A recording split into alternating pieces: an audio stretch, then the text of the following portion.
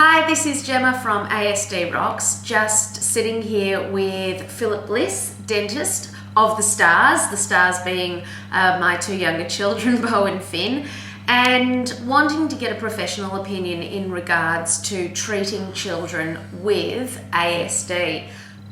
What is the risk to teeth if the ASD is what a parent would consider so bad that a parent deems it impossible to go to the dentist, and just, ASD parents will always talk about, I've given up on that fight. For example, Beau with his food. He has these foods, I'm still trying a little bit, but in all honesty, he's getting what he needs, and I choose my battles. What is the danger or the risk to the child or the teeth if this is a battle they give up on? Yeah, I mean, there's levels. There's certain levels. By not doing anything would be a disaster. If there are cavities developing at some stage, those cavities will cause tremendous problems, infections, and a lot of unnecessary pain and discomfort. And of course, if nothing else works, you have to do some form of sedation or general anaesthetic. So deciding that dentistry is just too hard and putting it in the too hard basket and saying, you know what, I'm just never going to take this kid to the dentist, that's not an option.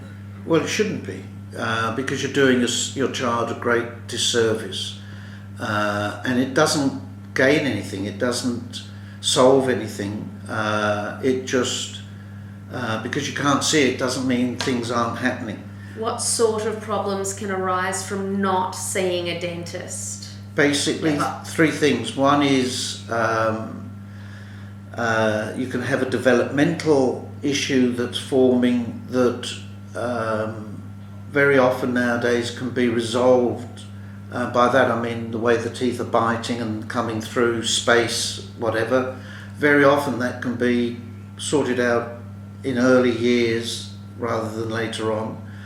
Obviously you can get holes developing, which, as I said, will develop, they'll only get bigger, and they will start causing pain, and then they can become infected. If they're baby teeth, they will eventually be replaced, but losing baby teeth early creates a future crowding problem, because the space will get lost for the other adult teeth to come through.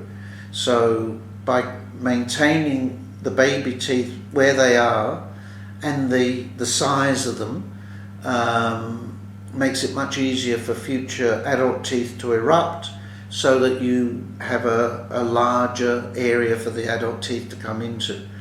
So it's multifactorial, but it's and sometimes with a patient with really good cleaning, really strong teeth, really good diet, they might not need anything, and that's not an uncommon thing nowadays. But who knows till you have a look? Right. Who knows till you can get a record over a year or two to see. And worst case scenario, as they go into their teen years and into their adulthood and have never been to a dentist, and they have these problems and have never had them seen to, what sort of, you talk about infections, those teeth may I assume fall out eventually. No, not necessarily. I mean, they can stay there, become the source of big infections, and then you do definitely need a general anaesthetic to extract them, and that's so unnecessary for most children. And those infections can spread to further than just the jaw, can't Absolutely. they? Absolutely. And if that affects, if that is the same situation with adult teeth, with the permanent teeth, you're losing teeth that you need for later on, for aesthetics, for eating, for speech, for all the issues that can affect the patient socially. And that's a very big factor. The last thing you want is for a child to have other issues, and when they open their mouth and smile, it looks terrible. So you've got a psychological side to it, you've got a physical side to it, and very much you've got an emotional side to it. And also I think these children are already battling as much as it is to make connections with other people. You know, when they do open their mouth to speak and their speech is, they have an impediment due to the fact that they have lost teeth or have infections and whatnot. We live in a society, unfortunately, where we do judge on looks, and this is absolutely not about let's make children aesthetically pleasing for other people. We all know that our ASD kids, you know, I've made a video on this already about dressing them in cool clothes, help them fit in, try to help them fit in with their dentistry as well. So, all right, well, thank you so much. I really, really appreciate it. I really do. Okay.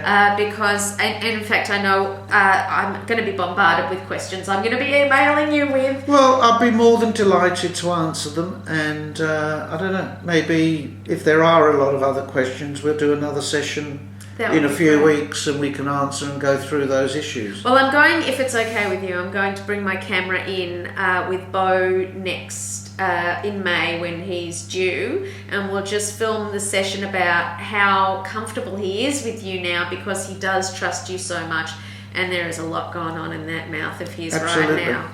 All right, thank you so much. My pleasure. Thank you. Bye. Bye.